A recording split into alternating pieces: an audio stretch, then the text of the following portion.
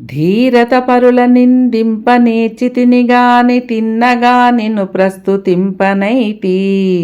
పొరుగు కామినులందు బుద్ధి నిలిపితినిగాని నిన్ను సతతము ధ్యానింపనైతి. పొరికి ముచ్చటనైన మురిసి వింటినిగాని ఎంచి నీ కథలాలకించనైతి. కౌతుకంబున పాతకము గడించితినిగాని హెచ్చు పుణ్యము సంగ్రహింపనైతి. అవనిలో నేను జన్మించినందుకేమి సార్థకముగానరాదాయే స్వల్పమైనా.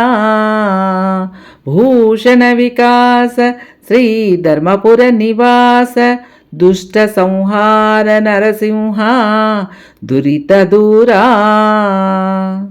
ఆభరణములచే ప్రకాశించువాడ, దుష్టులను సంహరించువాడ, పాపములను దూరం చేయువాడ, ధర్మపురి గ్రామంలో కొలువుదీరిన ఓ నరసింహస్వామి, ధైర్యంతో నేను ఇతరులను తిట్టడం నేర్చుకున్నాను, కానీ చక్కగా నిన్ను స్తుతించలేదు.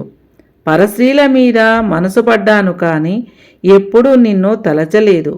పనికిరాని ముచ్చట్లు విన్నాను, కానీ నీ కథలు వినలేదు. ఆనందంతో ఎన్నో పాపాలు చేశాను, కానీ పుణ్యకీర్తికి సంపాదించలేదు.